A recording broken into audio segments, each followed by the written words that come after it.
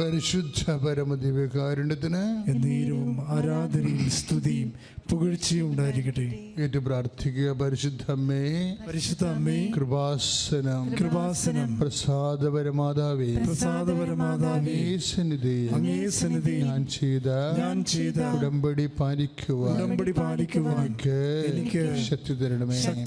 കൃപാസനത്തിലെ Marian കൃപാഭിഷേകത്തിലും മറ്റു ശുശ്രൂഷകളിലും പങ്കെടുത്ത് പ്രാർത്ഥിക്കുന്നവരുടെ പ്രാർത്ഥനയോട് ചേർത്ത് എന്റെ ആവശ്യം സാധിച്ചു തരണം. സ്തുതികടേ. Hallelujah, hallelujah, hallelujah, hallelujah. യേശുവേ സ്തുതി. Hallelujah, hallelujah, hallelujah, hallelujah, hallelujah, hallelujah, hallelujah.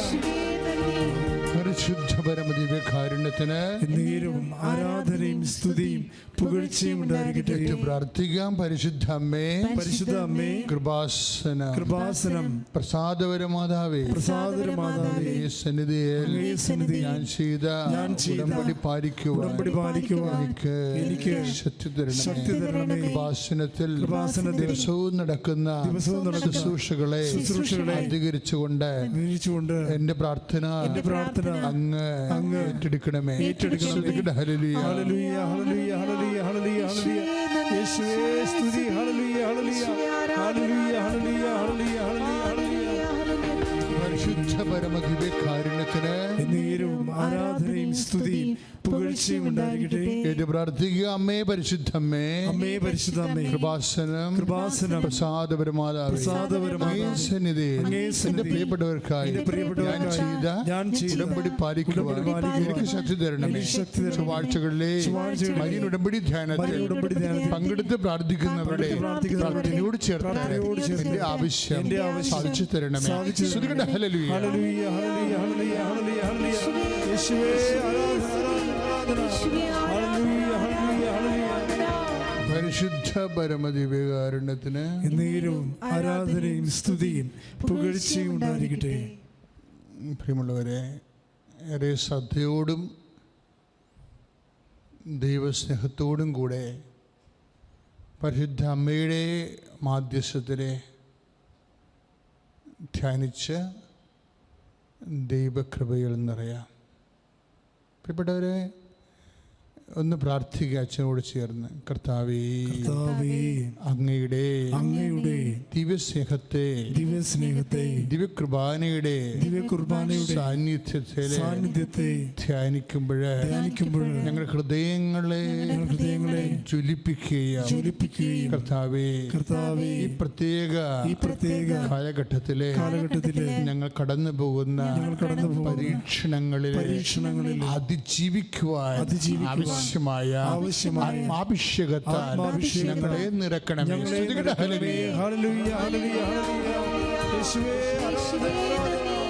പരിശുദ്ധ പരമദിവ്യകാരുണ്യത്തിന് എന്നേരവും ആരാധനയും സ്തുതിയും പുകഴ്ചയും ഉണ്ടായിരിക്കട്ടെ.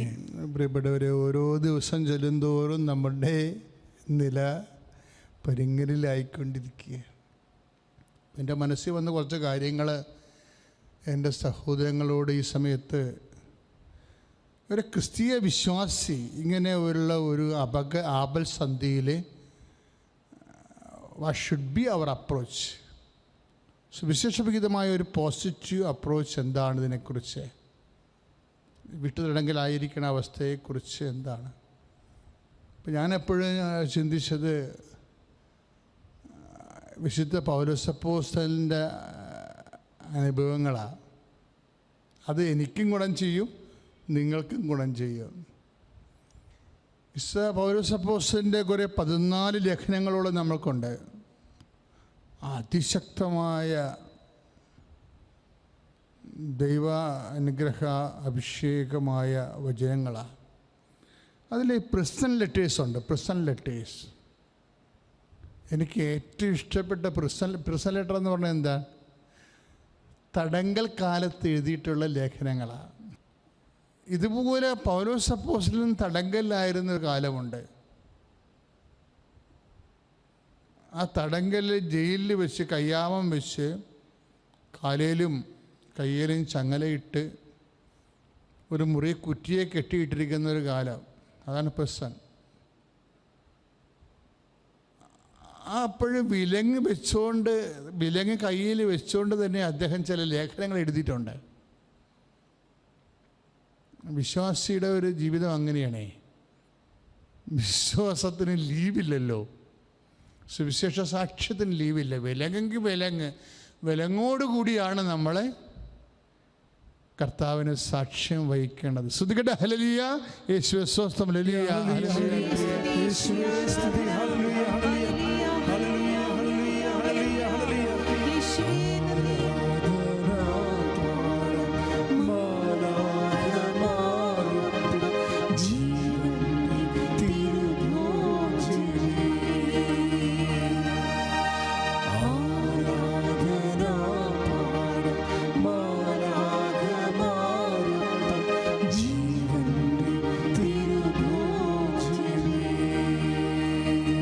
പരിശുദ്ധ പരമദിവ്യകാരുണ്യത്തിന് എന്നേരവും ആരാധനയും സ്തുതിയും പുകഴ്ചയും ഉണ്ടായിരിക്കട്ടെ.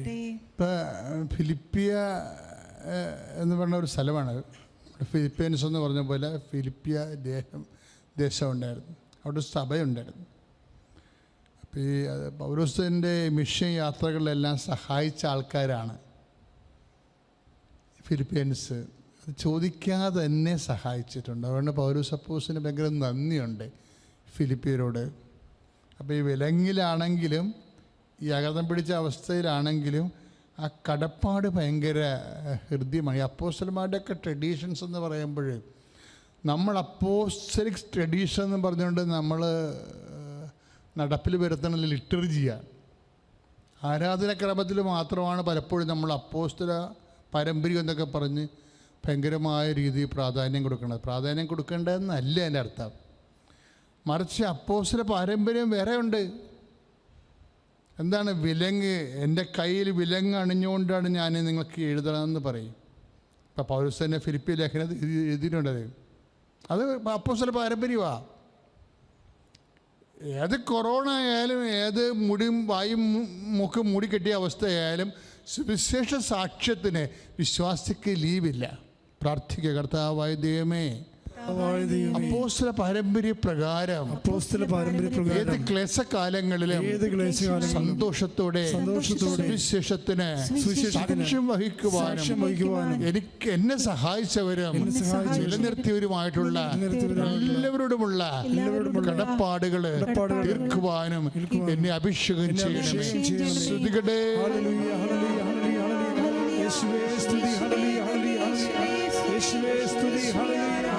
പരിശുദ്ധ പരമദിവ്യകാരുണ്യത്തിന് നേരവും ആരാധനയും സ്തുതിയും പുകഴ്ചയും ഉണ്ടായിരിക്കട്ടെ.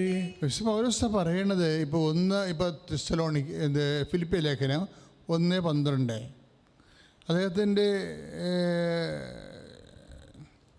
ഫിലിപ്പിയ ലേഖനം 1-ാം അധ്യായത്തിൽ 12-ാമത്തെ വാക്യത്തിൽ ഞാൻ എന്തെങ്കിലും ആമുഖമായിട്ട് ഇത് പറയാൻ കാരണമെന്ന് പറഞ്ഞാൽ അടുത്ത വചനങ്ങൾ കേൾക്കുമ്പോൾ നമുക്ക് മനസ്സിലാകും. അതായത് ഫിലിപ്പിയർ 1:12 സഹോദരങ്ങളെ, എനിക്ക് സംഭവിച്ചതെല്ലാം സുവിശേഷത്തിൻ്റെ പുരോഗതിക്ക് കാരണമായെന്ന് നിങ്ങളറിയാൻ ഞാൻ ആഗ്രഹിക്കുന്നു. Praise the Lord.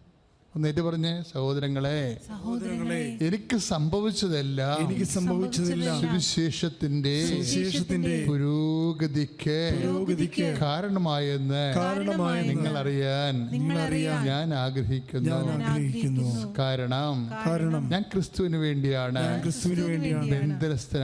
ബന്ധനസ്ഥനായിരിക്കുന്നത്. അപ്പൊ ഈ സംഭവിക്കുന്ന ഓരോ ക്ലേശങ്ങളും ഒരു വിശ്വാസിയെ സംബന്ധിച്ചിടത്തോളം എങ്ങനെ വിശ്വാസ സാക്ഷ്യത്തിന്, സുവിശേഷ സാക്ഷ്യത്തിന്, സുവിശേഷത്തിൻ്റെ പുരോഗതിക്ക് കാരണമായെന്നാണ് അപ്പോസ്തലൻ ചിന്തിക്കുന്നത്. അതാണ് അപ്പോസ്തലികമായ വിചാരമെന്ന് പറയുന്നത്.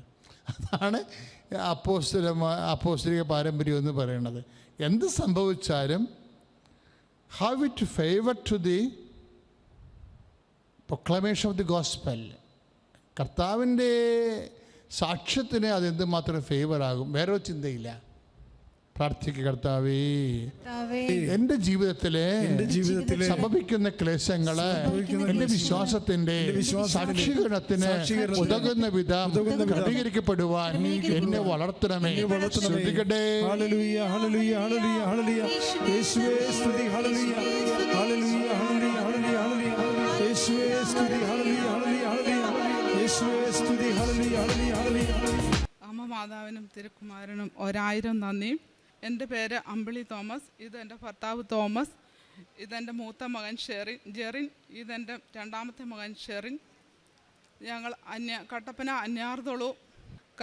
അന്യാർതൊളു സെൻറ്റ് തോമസ് ഇടവക അംഗങ്ങളാണ്. ഞാൻ 8/11/22 വന്ന് ഇവിടെ ഉടമ്പടി എടുത്തു. എനിക്ക് ഇവിടെ വരണമെന്നും മാതാവിൻ്റെ അടുത്ത് വന്ന് പ്രാർത്ഥിക്കണമെന്നും അതിയായ ആഗ്രഹമായിരുന്നു. പത്രമൊക്കെ ഇതിനു മുമ്പ് കിട്ടുകയൊക്കെ ചെയ്തിട്ടുണ്ട്. എങ്കിൽ എൻ്റെ മൂത്ത മകൻ UK പോകാൻ എല്ലാ കാര്യങ്ങളും ശരിയായി കൊണ്ടിരിക്കുമ്പം എനിക്ക് എൻ്റെ മാതാവിൻ്റെ അടുത്ത് വന്ന് ഇച്ചിരൂടെ പ്രാർത്ഥിക്കണം എന്ന ഒരു വലിയ ആഗ്രഹത്തോടു കൂടിയാണ് ഞാനിവിടെ വന്നത്. പക്ഷേങ്കിൽ ഞാൻ ഇവിടെ 6 ആവശ്യങ്ങൾ എഴുതി വെച്ചിട്ട് ഞാൻ ഇങ്ങനെ പറഞ്ഞിച്ചു പോയി: മാതാവേ, എനിക്ക് ഇവിടുത്തെ അച്ഛനെയും കാണണ്ട, ഇവിടെ സാക്ഷ്യവും പറയാൻ പറ്റത്തില്ല, എൻ്റെ കാര്യങ്ങൾ സാധിച്ചു തരണം എന്ന് പറഞ്ഞിച്ച് ഞാൻ ഇവിടുന്ന് പോയി. ഡിസംബർ ലാസ്റ്റ് ആയപ്പോഴത്തേന് ഈ കൊച്ചിനെ കെ കോളേജിൽ കൂട്ടുകാരുടെ അടുത്ത് വരണമെന്ന് പറഞ്ഞുകൊണ്ട് നിർബന്ധപ്പെടുത്തി. അന്നേരം ഞാൻ പറഞ്ഞു, ഞങ്ങളെ ഇപ്പോൾ ഈ ഇളയ കൊച്ച് വന്നിട്ടില്ല ഇവിടെ. അപ്പോൾ ഞാൻ പറഞ്ഞു, അങ്ങനെയെങ്കിൽ ഞങ്ങളെ ഇവിടെ കൊണ്ട് നിർത്തിയിട്ട് നീ പൊക്കോ എന്ന് പറഞ്ഞു. ഞങ്ങൾ 3 പേരും ഇവിടെ വന്നു. ഈ കൊച്ച് കൂട്ടുകാരുടെ അടുത്ത് പോവുകയും ചെയ്തു. എന്നിട്ട് ഞാനിവിടെ വന്നിരുന്നു. ഇവിടെ കേൾക്കുമ്പോൾ സാക്ഷ്യം കേൾക്കുമ്പോഴത്തേന് എനിക്ക് ഭയങ്കരമായിട്ട്, ഞാൻ ആദ്യമായിട്ട് സാക്ഷ്യം കേൾക്കണം. ഞാൻ ആ ലാസ്റ്റാണ് അവിടെ ഇരുന്ന് ഞാൻ ഈ സാക്ഷ്യം കേൾക്കുമ്പോഴത്തേന് എനിക്ക് ആകെപ്പാടെ ഭയങ്കര ബുദ്ധിമുട്ടായി. കാരണം ഇതുപോലെ വന്ന് ഞാൻ പലയിടത്തും പല ആരാധനകളിലെല്ലാം പോയി കൂടുകയും അച്ഛന്മാരിങ്ങനെ സാക്ഷ്യം എഴുതി വായിക്കുന്നതാണ് ഞാൻ കേട്ടിട്ടുള്ളത്. അപ്പോൾ എനിക്കിവിടെ ഇത് കേട്ടപ്പോൾ തൊട്ട് എനിക്ക് ഭയങ്കര സങ്കടമായി. മാതാവ്, അവൾക്ക് ഒരു കള്ളം പറയാൻ ഇവിടെ കയറി എന്ന് പറയാൻ പറ്റത്തില്ല, അമ്മ എന്നോട് ക്ഷമിക്കണേ എന്നൊക്കെ പറഞ്ഞ് ഞാൻ കണ്ണ് നിറഞ്ഞൊഴുകുവാണ്. എനിക്ക് ഭയങ്കരമായിട്ട് കുളിര് കോരുവാണ് ഇവിടുത്തെ സാക്ഷ്യം കേട്ടിട്ട്. എന്നിട്ട് ഞാൻ പയ്യെ ആ മാതാവിൻ്റെ നേരെ അങ്ങോട്ട് തിരിഞ്ഞ് എൻ്റെ കണ്ണുകൾ നിറഞ്ഞൊഴുകിക്കൊണ്ടിരുന്നു. ഞാൻ പറഞ്ഞു, മാതാവേ, എൻ്റെ കൊച്ചിന് UK 3 ദിവസം താമസിക്കാൻ ഒരിടം വേണം. അത് 16 ജനുവരി 11 ഇവിടുന്ന് പോകും, 12 അവിടെ ചെല്ലും. 3 ദിവസം താമസിക്കാൻ ഒരിടം വേണം. 16-ാം തീയതി ഇവന് റൂം കിട്ടും. അതുവരെ താമസിക്കാൻ ഒരിടമില്ല. മാതാവേ, ഇവനെ ഫ്ലൈറ്റിൽ നിന്ന് ഇറങ്ങി ആരോരും ഇല്ലാത്തടത്ത് ബാഗും എല്ലാം തൂക്കി എങ്ങോട്ട് പോകണമെന്ന് അറിയത്തില്ല നിൽക്കുന്ന അവസ്ഥ. അമ്മ, എനിക്ക് ചിന്തിക്കാൻ പറ്റത്തില്ല, എൻ്റെ ജീവൻ പോകും എന്ന് ഞാനിങ്ങനെ അങ്ങനെ പറഞ്ഞ് പ്രാർത്ഥിച്ച് ഇവിടുന്ന് ഇറങ്ങി. അന്നേരം എനിക്കൊരു സിസ്റ്ററിനെ കാണാനുണ്ടായിരുന്നു, കാഞ്ഞിരപ്പള്ളിയിൽ. അവിടുത്തെ അനുഗ്രഹം മേടിക്കാൻ വേണ്ടി അവിടെ പോയി ഞങ്ങൾ പ്രാർത്ഥിച്ചപ്പോൾ എൻ്റെ മനസ്സിരുന്ന് മാതാവ് ഇങ്ങനെ തോന്നുവാണ്, എൻ്റെ അമ്മായിമ്മയുടെ ചേട്ടത്തി കാഞ്ഞിരപ്പള്ളിയിൽ താമസിക്കുന്നുണ്ട്, അവരുടെ അനുഗ്രഹം കൂടെ മേടിക്കാം, അവിടെ പോയിട്ടും കൂടെ പോകാം. ഞങ്ങൾ ഇവിടുന്ന് രാത്രിയായി 8 മണിയായി അവിടെ ചെല്ലുമ്പോൾ. അവിടെ ചെന്ന് പേരമ്മയോട് പറഞ്ഞു, ഇന്നതാണ് എൻ്റെ അവസ്ഥ, ഈ കുഞ്ഞിനെ ഒരു താമസിക്കാൻ ഇങ്ങനെ പോവുകയാണ്, വെളിയിൽ പോവുകയാണെന്ന് പറഞ്ഞപ്പോൾ എവിടാ സ്ഥലം എങ്ങനെയാണെന്ന് ചോദിച്ചപ്പോഴത്തേനും പറഞ്ഞു UK. അന്നേരം പറഞ്ഞു, എൻ്റെ കൊച്ചുമോളും അവിടെയല്ലേ താമസിക്കുന്നതെന്ന് പറഞ്ഞു. അങ്ങനെ പറഞ്ഞ് അപ്പം മൂത്തയാൾ +2 പഠിക്കുന്ന കൊച്ച് പോയിട്ട് വന്നതേ ഉള്ളൂ. അവന് ഓണത്തിനെല്ലാം പോയിട്ട് വന്നു. തന്നെ ഞാൻ പറഞ്ഞു, തന്നെ വരുമോ? അപ്പോൾ എൻ്റെ ജീവൻ ഇവിടുന്നല്ല ഒരു ഏജൻസി ഈ കൊച്ച് എൻ്റെ ജെറിന് കിട്ടിയേക്കുന്നത് UK തന്നെയാണ്. അതുകൊണ്ട് ആ താമസസ്ഥലം ഒന്നും ആകാതെ പോയേ. അന്നേരത്തേക്കിനും ഭയങ്കര സന്തോഷമായി. എനിക്കിത് കേട്ട് എൻ്റെ മാതാവ് അവിടെ എന്നെ കൊണ്ട് എത്തിച്ചു. ഇവന് 3 മാസം താമസിക്കാൻ 3 ദിവസം ചോദിച്ചതിന് എൻ്റെ മാതാവ് 3 മാസത്തേക്ക് താമസിക്കാൻ ഇടം നൽകി അനുഗ്രഹിച്ചു. ആദ്യത്തെ എൻ്റെ ഉടമ്പടിയിൽ എഴുതി വെച്ചതും സാധിച്ചതുമായ കാര്യം അതാണ്. രണ്ടാമത് ഭർത്താവിന് വിട്ടുമാറാത്ത ചുമയാണ്. ഞങ്ങൾക്ക് പാട്ടക്കാടാണ്, ഒരു 15 കിലോമീറ്റർ വണ്ടിക്ക് ദൂരെ പോകണം. വണ്ടി ഓടിച്ച് പോകേണ്ട സമയത്തെല്ലാം ഈ വണ്ടി ഒന്നും ഓടിക്കാൻ പറ്റുന്നില്ല, ഭയങ്കരമായിട്ട് ഇങ്ങനെ ചുമയാണ്. 5 മിനിറ്റ് നിന്ന് ശ്വാസം പിടിച്ച് ചുമക്കുന്ന ഒരു ചുമയാണ്. കിടക്കും സന്ധ്യ ആകുമ്പോഴും എല്ലാം ഞാനിങ്ങനെ പ്രാർത്ഥിച്ച് ഞാൻ 2ാമത്തെ ഉടമ്പടിയിൽ തന്നെ വെച്ചത്. എൻ്റെ മാതാവ് എങ്ങനെയോ മാറ്റി, ഒരു കുഴപ്പമില്ല. മാതാവിൻ്റെ നേർച്ച വസ്തുക്കൾ ഉപയോഗിച്ചതിന് ശേഷം അത് മാറിക്കിട്ടി. പാട്ടക്കാടെന്ന് പറഞ്ഞാൽ ഞങ്ങൾക്ക് അത്രയും ദൂരം പോവുകയും ചെയ്യണം. മനസ്സിനൊരു സമാധാനമില്ല. ഞങ്ങൾ അവിടെ ഇരുന്ന് എന്ത് ചെയ്യാനാണ്? ഇതും കൊണ്ട് ഒരു തരത്തിലും മുന്നോട്ട് പോകുന്നില്ല. പണിയാനല്ലാതെ ഇതും കൊണ്ട് ഒന്നും കിട്ടുന്നില്ല എന്ന് പറഞ്ഞ് ഞങ്ങളിങ്ങനെ ഇരുന്ന് രണ്ടുപേരും കൂടെ ആ പറമ്പിൽ തന്നെ ഇരുന്ന് പ്രാർത്ഥിച്ചു. മാതാവേ, ഞങ്ങൾ എന്നാ ചെയ്യണം, എന്ന് ചെയ്യണമെന്ന് പറഞ്ഞ് പ്രാർത്ഥിച്ചു. എൻ്റെ മനസ്സിൽ ഇങ്ങനെ തോന്നിക്കുവാണ്, ഉപ്പുണ്ടോ, ഉപ്പുണ്ടെങ്കിൽ ഇടാൻ എൻ്റെ മനസ്സിൽ ഇങ്ങനെ പറയുകയാണ്. അപ്പം ഞാൻ ചോദിച്ചു, ഭർത്താവിനോട് ഉപ്പുണ്ട്? അപ്പം പറഞ്ഞു 2 എണ്ണം ഉണ്ട് എന്ന് പറഞ്ഞപ്പം ഇത്രയും 2.5 ഏക്കർ ഇടാൻ അത് മതിയാവുമോ എന്ന് ചോദിച്ചു. ഞാൻ പറഞ്ഞു, മാതാവ് എൻ്റെ മനസ്സിൽ നിന്ന് ഇങ്ങനെ പറയുന്നു, 1 നുള്ളി ഉപ്പെടുത്ത് 1 ഏലത്തിൻ്റെ നടുക്ക് ഇട്ടിട്ട് വിശ്വാസപ്രമാണം ചൊല്ലി പ്രാർത്ഥിക്കുക എന്ന് പറഞ്ഞു. അപ്പം ഞങ്ങൾ രണ്ടുപേരും 2 സൈഡിൽ കൂടെ പോയി ഇത് പ്രാർത്ഥിച്ചു. ഏറ്റവും ഒടുവിൽ ലാസ്റ്റ് മിച്ചം വന്നെന്നാണ് പറഞ്ഞു. ഒരു ബോട്ടിൽ ഭർത്താവിനത് സൈഡിൽ കൂടെ ഇടുകയും ചെയ്തു. അങ്ങനെ ഞങ്ങൾ വന്നു. ഒരാഴ്ച കഴിഞ്ഞപ്പോഴാണ് ഞങ്ങൾ പിന്നെ തിരിച്ച് ആ പറമ്പിൽ പോകുന്നത്. അവിടെ ചെന്ന് കഴിയുമ്പോഴത്തേക്ക് എന്തെന്നില്ലാത്തൊരു സമാധാനം. ഞങ്ങൾക്ക് ഉണ്ടോ ഇല്ലെന്നല്ല, ആ കാട് കാണുമ്പോൾ ഞങ്ങൾക്ക് ഭയങ്കര സന്തോഷം. മാതാവ് അതിൻ്റെ രോഗങ്ങൾ മാറ്റുകയും ചെയ്തു, ആദായം നൽകുകയും ചെയ്തു. പിന്നെ ഈ പാട്ടത്തിന് സ്ഥലം കൊടുക്കാനായിട്ട് ഈ കൊച്ചു ഓൾറെഡി ജനുവരി പോയതുകൊണ്ട് 20 ലക്ഷം രൂപ ലോൺ എടുത്തേക്കുന്നു. അന്നേരം പിന്നെ അവിടുന്ന് പലിശ എടുത്താണ് നമ്മൾ ആ റൗണ്ട് കൊടുത്തത്. തന്നാണ്ട് പൈസയാണ് ഞങ്ങൾ പാട്ടത്തിന് കൊടുക്കേണ്ടത്. അന്നേരം ഞങ്ങളത് കൊടുത്തു. രണ്ടാമത്തെ തവണ ഇതുപോലെ കൊടുക്കേണ്ട 4ാമത്തെ പുതുക്കലിനാണ്.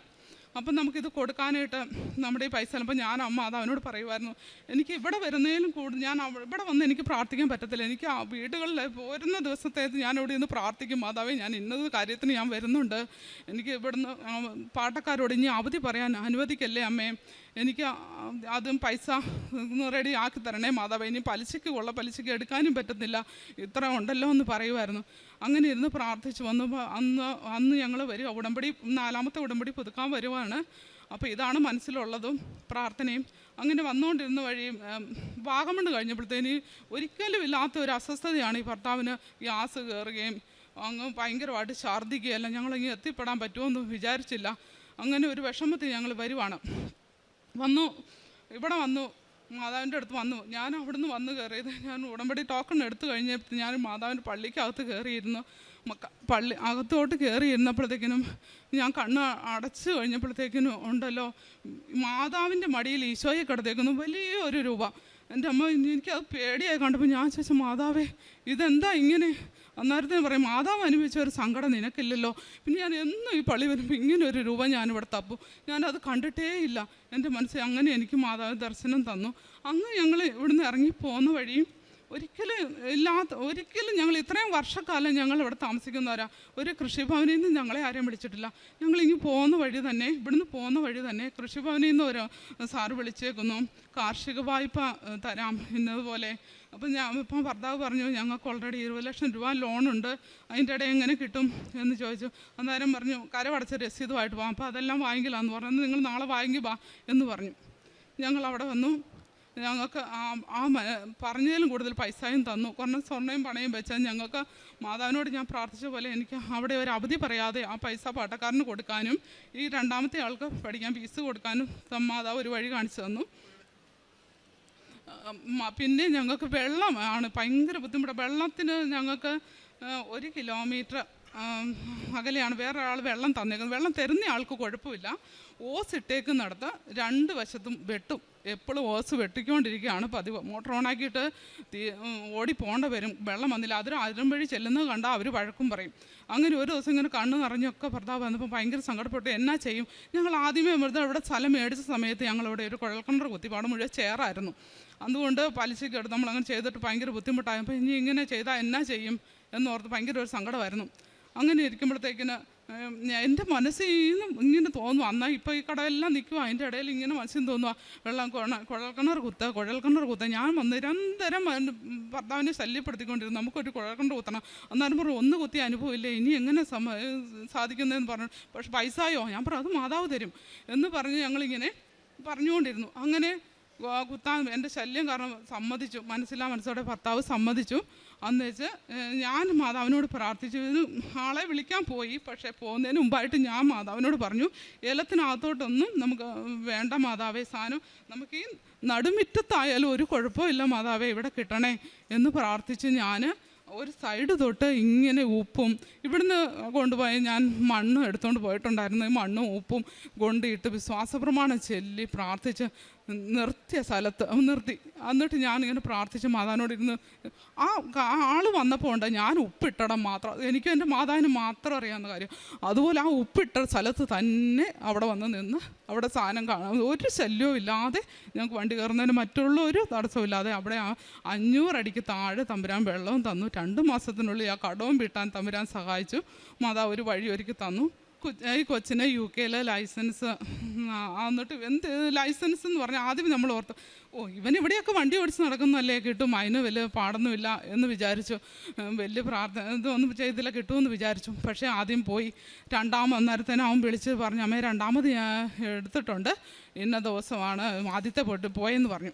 അപ്പം ഞാൻ പറഞ്ഞു, നീ പ്രാർത്ഥിച്ചേക്കാം, ഞാൻ ഈ നമ്മുടെ വണ്ടിയെ കയറിയിരുന്നു, ഞാൻ പ്രാർത്ഥിച്ചോളാം, വിശ്വാസപ്രമാണം ഇതങ്ങനെയൊക്കെ സാക്ഷ്യം കേട്ടിട്ടുണ്ട്, അതനുസരിച്ച് ഞാൻ പ്രാർത്ഥിച്ചോളാം, നീ അതുപോലെ ചെയ്തോളാം, നീ പറഞ്ഞാൽ മതിയെന്ന് പറഞ്ഞു. ഈ കൊച്ചു ആ സമയത്ത് മെസ്സേജ് ഇട്ടു. 2ാമത് വന്നിട്ട് ഞാൻ വാച്ചത്തിരിയും നീലത്തിരിയും കത്തിച്ച് വെച്ച് കാറിൽ കയറി ഇന്ന് തൈലം തൂത്ത് പ്രാർത്ഥിച്ച് പ്രത്യക്ഷീകരണ പ്രാർത്ഥന ചൊല്ലിക്കൊണ്ടിരിക്കുന്ന വഴി ഇത്തവണയും പൊട്ടി. ഇത് തന്നെ മനസ്സ് നിറഞ്ഞു വരിക, എനിക്ക് പ്രാർത്ഥിക്കാൻ പറ്റുന്നില്ല, ഇത്തവണയും പൊട്ടി. ഇവൻ്റെ മുഖം ഇങ്ങനെ തെളിഞ്ഞു വന്നുകൊണ്ടിരുന്നു. അതുപോലെ തന്നെ ഞാൻ എന്നിട്ട് തിരി ഊതിയപ്പോഴത്തേന് വിളി വന്നു, അമ്മ ഇത്തവണയും പൊട്ടി. ആ കാണിച്ച പോലെ തന്നെ വന്നു. അന്നേരത്തെ സാധനപ്പോഴത്തേക്ക് ഞാൻ ഇവനങ്ങ് സങ്കടമായി, ഇനി അടുത്ത ഉടനെ അങ്ങ് കിട്ടുകയില്ല. ഞാൻ പറഞ്ഞു അടുത്തത് നോക്ക്. അന്നേരത്തെ ഞാൻ പറഞ്ഞു, ഇനി ഒരു വണ്ടിക്കാണെങ്കിലും ഇവിടുത്തെ 3000 രൂപ വേണം അവിടെ അടയ്ക്കണേ, എന്നാലേ വണ്ടി കിട്ടുള്ളൂ, ഇൻഷുറൻസ് ചെയ്താലേ വണ്ടി കിട്ടുള്ളൂ എന്നൊക്കെ ഇവൻ പറഞ്ഞു. അപ്പോൾ ഞാൻ ഇവനോട് പറഞ്ഞു, നീ ഒരു കാര്യം ചെയ്യ്, ആ 3000 രൂപ നീ പ്രാർത്ഥിച്ച് ഇങ്ങോട്ട് അയക്ക്, ഞാനിവിടെ പാവങ്ങൾക്ക് മരുന്ന് മേടിക്കാൻ മാർഗ്ഗമില്ലാത്തവർക്കോ അങ്ങനെയുള്ളവർക്കും ഞാൻ കൊടുക്കാം, നീ അതിങ്ങോട്ട് അയക്കാൻ പറഞ്ഞു. അങ്ങനെ ആ കൊച്ച് അതുപോലെ ചെയ്തു. എന്നിട്ട് അടുത്ത പ്രാവശ്യത്തെ ഇതിന് ഇവന് കിട്ടുകയും ചെയ്തു. അങ്ങനെ പിന്നെ ഹെവി ലൈസൻസും കിട്ടി. അങ്ങനെ തമ്പുരാൻ അനുഗ്രഹിച്ചു. മെക്കാനിക് 2ാമത്തെ ആൾക്കാണ് പിന്നെ അടുത്തത്. അവന് ഞാൻ ഇവിടെ വരുമ്പോഴാണ് എനിക്ക് എല്ലാ കാര്യങ്ങളും മാതാവ് നടത്തി തരുന്നത്. ഞാൻ വെച്ചതിലും കൂടുതൽ എൻ്റെ മാതാവ് ഈ പള്ളി വരുന്നതാണ്. ഈ പള്ളി വരുമ്പോൾ ഞാൻ അന്ന് വരെയും പറഞ്ഞുകൊണ്ടിരിക്കുന്ന കാര്യം വരുന്നിടം വരെയും പറയും. ഇവിടെ വന്നു കഴിഞ്ഞാൽ എൻ്റെ മാതാവിൻ്റെ കൈ പിടിച്ചിങ്ങ് കയറുന്ന പോലെ ഒരു സന്തോഷമാണ് എനിക്ക് വേറെ പറയാനൊന്നുമില്ല. അങ്ങനെ ഇരിക്കാനാണ് എനിക്ക് ഇഷ്ടം, ഇവിടുന്ന് പോകാനും ഇഷ്ടമില്ല. അങ്ങനെ ഒരു അവസ്ഥയാണ്. അപ്പോൾ ഈ കൊച്ചിന് എല്ലാവരോടും ഞാൻ ഈ ഓരോ ഉടമ്പടി നമുക്ക് പുതുക്കുമ്പോൾ ഞാൻ ചോദിക്കും, മൂത്തയാളോട് ചോദിക്കും, എന്നാ ചെയ്യേണ്ടത്, നിനക്ക് എന്നതാ വേണ്ടത്, നിൻ്റെ കാര്യം ഞാൻ എന്നതാ എഴുതണ്ടേ, മാതാവിനോട് പറയേണ്ടതെന്ന് ചോദിക്കും. ഭർത്താവിനോട് പറയും. അത് അന്നേരം കൃഷിയുടെ രോഗേടുപാടുകൾ മാത്രമേ പറയുള്ളൂ, സ്വന്തമായിട്ടൊന്നും പറയത്തില്ല. പിന്നെ ഈ കൊച്ചാണെങ്കിലും അവൻ്റെ ഉപരിപഠനം പഠനമൊക്കെ ഉണ്ടായിരുന്നു. അതെല്ലാ കാര്യങ്ങളും പറഞ്ഞ് ഞാൻ മാതാവിൻ്റെ അടുത്തൂടെ വന്ന് പ്രാർത്ഥിച്ചിട്ടുണ്ട്. അപ്പോൾ ഈ കൊച്ചിവൻ ഒന്നും പറയത്തില്ല. അപ്പം ഞാനോർത്ത് എൻ്റെ മാതാവ് ഇവനെ ഒന്നാമതാക്കണം, എന്നാലും ഒന്നിനും സപ്ലൈ ഒന്നും കിട്ടാതെ എൻ്റെ മാതാവ് ഇതിനെ ഒന്നാക്കണം. അമൽ ജ്യോതി കോളേജിൽ പഠിക്കുന്നു. എൻ്റെ കുഞ്ഞിനെ കഴിഞ്ഞ് കഴിവുള്ള ഒരുപാട് പിള്ളേർ അവിടെ ഉണ്ട്. അമ്മ ഇവനെ രക്ഷിക്കണം എന്ന് പറഞ്ഞ് ഞാൻ ഓരോ ദിവസം ഇവിടെ വന്ന് പ്രാർത്ഥിക്കും. അങ്ങനെ പ്രാർത്ഥിച്ച് ഞങ്ങൾ അന്ന് 6ാമത്തെ ഉടമ്പടി പുതുക്കൽ തന്നെ ഞങ്ങൾ ഇവിടെ വരുന്നു. ഉടമ്പടി പുതുക്കി അന്ന് എൻ്റെ കൂടെ ആളുകളുണ്ട്, ഞാൻ ആളുകളെയൊക്കെ കൊണ്ടുവരാറുണ്ട് ഉടമ്പടി എടുക്കാനൊക്കെ. അന്നേരം അവർ പറഞ്ഞു, നമുക്ക് ഇവിടെ വന്ന് ഉടമ്പടി എടുത്തേച്ച് പോയി കഴിഞ്ഞപ്പോഴത്തേക്ക് ഞാൻ പറഞ്ഞു, എടാ മൂത്ത ആൾക്ക് വേണ്ടി പ്രാർത്ഥിക്കാനുള്ള അവനൊരു ഇൻ്റർവ്യൂ ഉണ്ട്, അവനും കൂടെ പ്രാർത്ഥിക്കാൻ ഇവിടെ വന്നു. ഈ കൊച്ചിനോട് ഞാൻ ചെന്ന് ചോദിച്ചു, എനിക്ക് ഇതിൻ്റെ ഇത് തരാൻ പറ്റും, അച്ഛനെ ഒന്ന് കാണണം. അത് വേണ്ട, അവനോട് ഓൺലൈൻ എടുത്ത് ഇവിടെ നിന്ന് പള്ളിയിൽ നിന്ന് പ്രാർത്ഥിച്ചോ, അത് മതിയെന്ന് പറഞ്ഞു.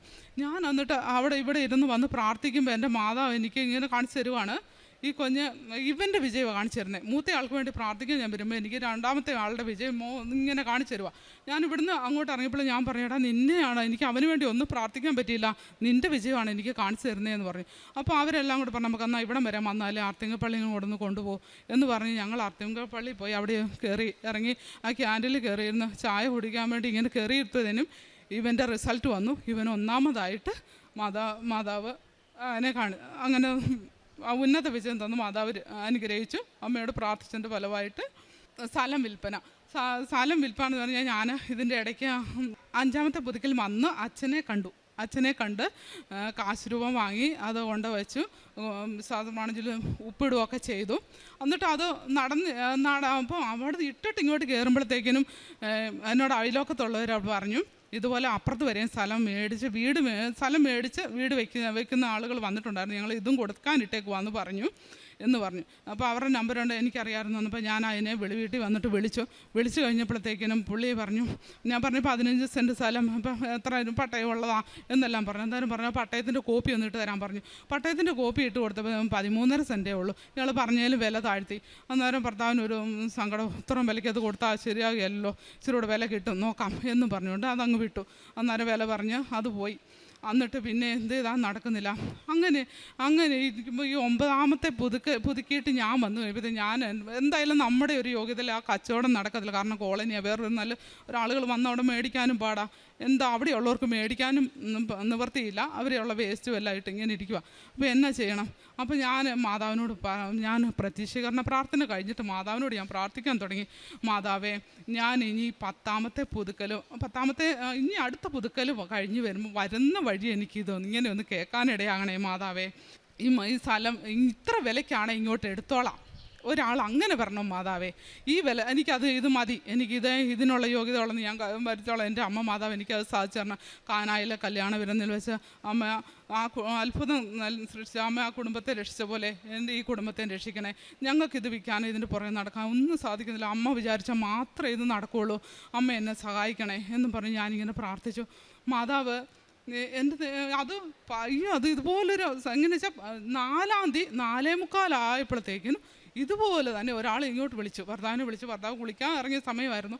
അന്നേരത്തേനും ഇങ്ങോട്ട് വിളിച്ചു, എന്നാ ഇത്ര രൂപയ്ക്കാണ് ഇത് എടുത്തോളാം എന്ന് പറഞ്ഞ്. അതാണ് എൻ്റെ ചെവിക്ക്. എന്നിട്ട് സ്പീക്കർ ഇട്ടു. എനിക്ക് ചോദിന് മനസ്സിലാവുന്നില്ല ആരാ എന്താ എന്ന് മനസ്സിലാവുന്നില്ല. അപ്പോൾ ഈ സ്പീക്കറിലിട്ട് കഴിയുമ്പോഴത്തേന് ഇത്ര രൂപയ്ക്കാണ് ഇത് എടുത്തോളാം, 6.5 ലക്ഷം രൂപയ്ക്കാണ് ഇത് എടുത്തോളാം എന്ന് പറയുക. അപ്പം ഭർത്താവ് പിന്നെ വില കൂട്ടാൻ തുടങ്ങി. ഞാൻ പറഞ്ഞു വേണ്ട, ഇത് ആംഗ്യം കാണിച്ച് പറഞ്ഞു ഇത് മതി, ഇത് ഉറപ്പിച്ചോളാം പറഞ്ഞു. അങ്ങനെ ആ മനുഷ്യനും വലിയ സന്തോഷമായി. അയാളും പറഞ്ഞ വിലയ്ക്ക് തന്നെ ഇതൊന്നും ഞാൻ എൻ്റെ മാതാവിനോട് പറഞ്ഞേക്കുന്നത് എനിക്കും മാതാവിനും മാത്രം അറിയാവുന്ന കാര്യമല്ലേ. അപ്പോൾ ഞാൻ പറഞ്ഞു ഇത് മതി നമുക്ക് എന്ന് പറഞ്ഞ് അങ്ങനെ ഉറപ്പിച്ചു. അത് 2 മാസം എന്നൊക്കെ പറഞ്ഞ് പൈസ തരാൻ 2 മാസമാകും. പിടിന്ന് 10 ദിവസത്തിനുള്ളിൽ അതിൻ്റെ ഇടപാട് മാതാവ് തീർത്ത് തന്നെന്നുള്ളതാണ് വലിയൊരു സാക്ഷ്യം. പിന്നെ ഇവന് ഈ കൊച്ചിനെ കൊണ്ടുവന്ന് ഞാൻ അന്ന് ഉടമ്പടിയാണ്. ഞാൻ മാതാവിനോട് ചോദിച്ചാൽ എന്താ ഞാൻ ചെയ്യണ്ടേ, ഞാൻ അമ്മ പറഞ്ഞാൽ മതി, എൻ്റെ മനസ്സിൽ തോന്നിച്ചാൽ മതി, ഞാൻ അതുപോലെ ചെയ്യാം എന്നൊക്കെ പറയുമായിരുന്നു. അപ്പോൾ ഈ കൊച്ചിന് 2ാമത്തെ ആൾക്കും ജർമ്മൻ പഠിച്ചുകൊണ്ടിരിക്കുകയാണ്. അതിനുമുമ്പ് ഇവന് IELTS അവനും പോയായിരുന്നു. അന്നേരം ഞങ്ങൾ ഈ തൊടുപുഴ, അത് എഴുതിയിട്ടില്ല, തൊടുപുഴയിൽ കൊണ്ടാണ് ഇവനെ വിട്ടിട്ട് ഞങ്ങൾ രണ്ടും കൂടെ ഇവിടെ വന്നിരുന്നു. മാതാവിൻ്റെ അടുത്ത് വന്നിരുന്ന് പ്രാർത്ഥിച്ചു. അപ്പോൾ പ്രാർത്ഥിച്ചുകൊണ്ടിരിക്കുന്ന വഴി ഇവൻ പരീക്ഷ എഴുതുന്നേ ഉള്ളൂ. മാതാവ് എനിക്ക് മാർക്ക് ഇവിടെ വന്നിരുന്നപ്പോൾ കാണിച്ചു തന്നു, 6.5 എന്ന് എനിക്ക് കാണിച്ചു തന്നു. ഞാൻ എന്നിട്ട് അവനോട് അവിടെ ചെന്നതേ പറഞ്ഞു, മാതാവ് എനിക്ക് കാണിച്ചു തന്ന മാർക്ക് ഇതാണ് എന്ന് പറഞ്ഞു. അതുപോലെ തന്നെ മാർക്ക് അങ്ങനെ വരികയും ചെയ്തു.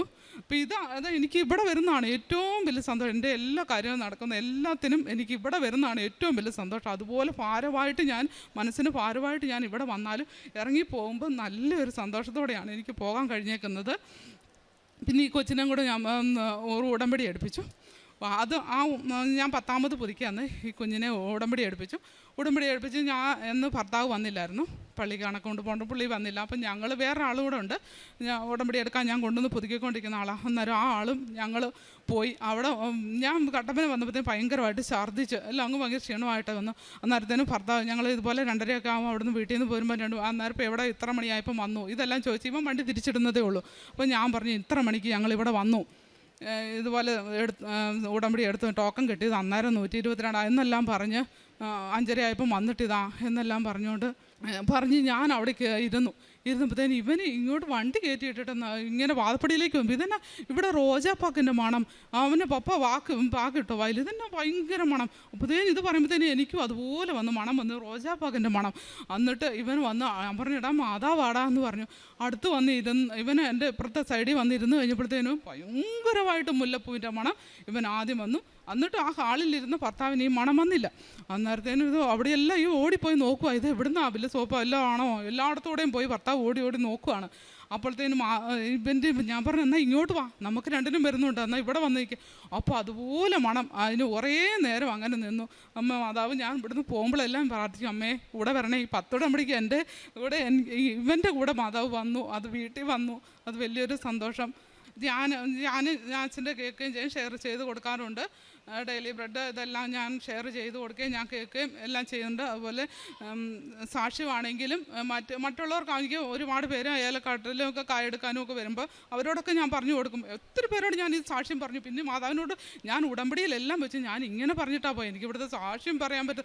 ഇത് ഞാൻ ഒരുപാട് ഉടമ്പടിയിൽ എഴുതുകയോ എല്ലാം ചെയ്തു. മാതാവേ എന്നോട് ക്ഷമിക്കണം, എനിക്ക് അറിയത്തില്ലാതെ പറ്റിപ്പോയതല്ലേ എന്ന് പറഞ്ഞാൽ അങ്ങനെ ഉടമ്പടിയിൽ എഴുതിയിടുകയോ ഒക്കെ ചെയ്തിട്ട് എനിക്കിവിടെ ഒന്ന് സാക്ഷ്യം പറയാൻ പറ്റണേ എന്നും പറഞ്ഞുകൊണ്ട് എനിക്ക് ഇത്രയും പറയാൻ പറ്റും. എനിക്ക് ഭയങ്കര സന്തോഷം. ഞാനൊരു പള്ളിയിൽ ഒരു ബൈബിൾ വായനയ്ക്കൊക്കെ കയറിയാൽ എന്നെ വിറച്ച് എനിക്ക് ഇത് പറയാൻ പറ്റാത്ത ഒരാളാണ്. ഇത്രയും പറഞ്ഞതിൽ എൻ്റെ 1000 നന്ദി ഞാൻ പറയുവാണ്.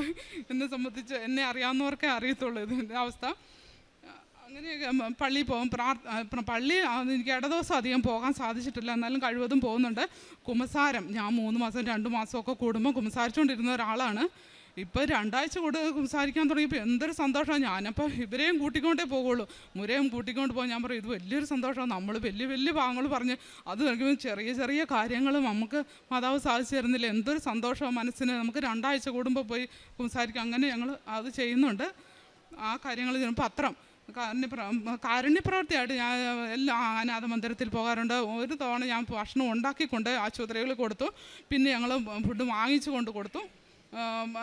പിന്നെ ഞങ്ങൾ അനാഥ മന്ദിരത്തിൽ പോവുകയും സാധനങ്ങളൊക്കെ കൊണ്ട് കൊടുക്കുകയും ഈ കൊച്ചും പൈസ അന്ന് മുതൽ ഇവൻ മാറ്റി വെച്ചേക്കുന്ന പൈസ അന്ന് മുതൽ ഞാൻ പറഞ്ഞിട്ടുണ്ടായിരുന്നു, എന്നായാലും നിനക്കൊരു പണിയുണ്ട്, ഇത്ര രൂപ നീ മാറ്റി വെച്ചേക്കണമെങ്കിൽ തരണം എന്ന് പറയും. ഞങ്ങളും അങ്ങനെയൊക്കെ ഓരോ രോഗികൾക്ക് കൊണ്ട് കൊടുക്കുകയും അനാഥ മന്ദിരത്തിൽ പോവുകയും അരിയും പച്ചക്കറി സാധനങ്ങൾ അങ്ങനെ വേണ്ടത് എന്താണെന്ന് അറിഞ്ഞിച്ച് വന്ന് വാങ്ങിച്ചു കൊടുക്കുകയും രോഗികൾക്ക് മരുന്ന് ഇല്ലാത്തവർക്കും അങ്ങനെ ആഹാരം ഇല്ലാത്തതൊക്കെ ആളുകളുണ്ട്, അവർക്കൊക്കെ എന്നെ കഴിയുന്ന പോലെ ഞാൻ ചെയ്യുന്നുണ്ട്. ഈ കൊച്ചും ഞങ്ങൾ ഒരുമിച്ച് അതുപോലെ ചെയ്യുന്നുണ്ട്.